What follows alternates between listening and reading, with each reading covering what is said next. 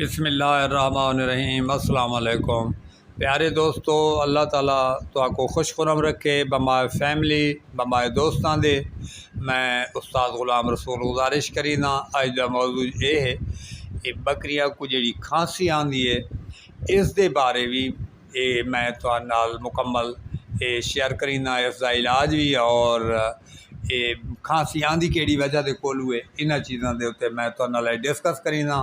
اور ویڈیو شروع کرن تو پہلے چینل نو سبسکرائب کرے سو اور دعاواں دے یاد بھی کیتا کرو۔ میں گزارش کراں بھائی یہ جڑی کھانسی آندی ہے بکریاں کو، یہ دوست سارے سمجھیندن بھائی چھوٹا مسئلہ ہے اور کوئی حرج نہیں۔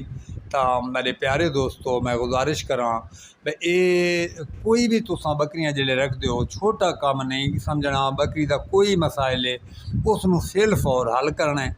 اگر تساں کھانسی ہے مطلب آندھی ہے جانور نو، تساں اس دا بالکل علاج نہیں کریندے تو نتیجہ یہ نکلتا ہے کچھ عرصے دے بعد کھانسی کر کے اس دی چھاتی یعنی پھیپھڑا اس دا زخمی ہو ویندا ہے۔ اس دے علاوہ جلے وہ زخمی ہوندا ہے تو میں سمجھینا شاید علاج ہی انتہائی مشکل ہو ویندا ہے اور بکری ساری کھاون پیون دے باوجود بکری تلے آوے سی اور اسپائر تک بھی ہو سکتی ہے۔ کوئی بھی مسائل ہے جی پہلے چھوٹا ہوندے بعد چو مسائل ود ویندے۔ تو میں گزارش کراں بھئی تساں بکری اپنی تے اگر کوئی بھی جانور ہے مکمل نظر رکھنی ہے۔ اگر کہیں بکری نو کھانسی آئی ہے تو انتہائی آسان علاج ہے جی۔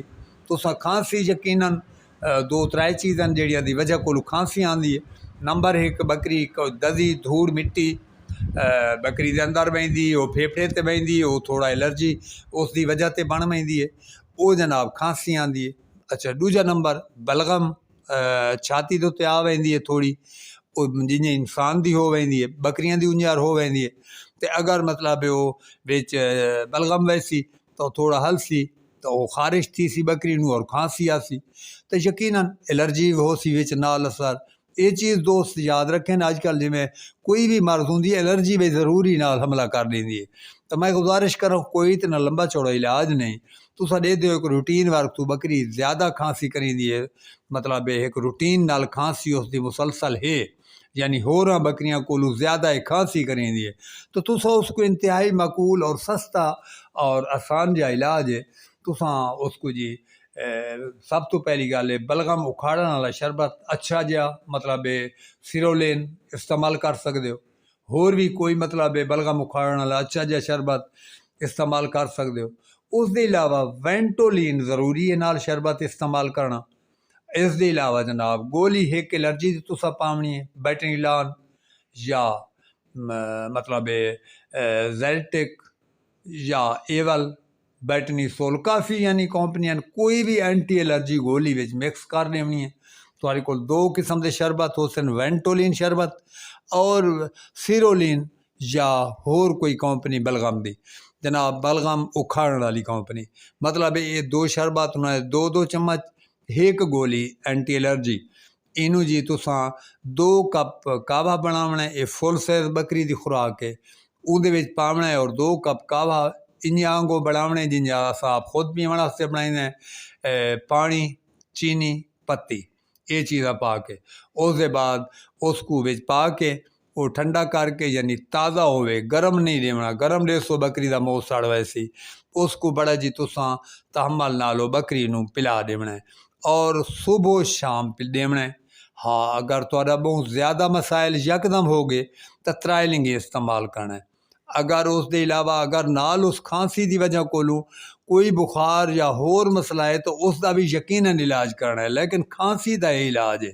99% یہ مسائل ہوندے ہیں پہلے خالص کھانسی ہوندی ہے بعد وچ کے جناب نال بخار تھیندا ہے اور جلے کھانسی آندی ہے تے بعد بخار تھیندا ہے تو یقیناً اس لئے چھاتی کافی تو زیادہ زخمی ہو چکی ہوندی ہے تے اس وجہ تے بخار تھیندا ہے۔ تو میں گزارش کراں یہ تساں 3 دہاڑے علاج کرے سو تواڈے انشاءاللہ تعالی جانور سیٹ ہو ویسی اور تواڈی کھانسی دا مسئلہ حل ہو ویسی۔ خدا نہ خواستہ اگر تھوڑا تو کوئی 2-4% 10% لگتا ہے بجا مسائل ہے تو 1-2 دے استعمال ہور بھی کر گھن سو تو یہ جڑا نسخہ ہے اس دا کوئی نقصان نہیں ہے۔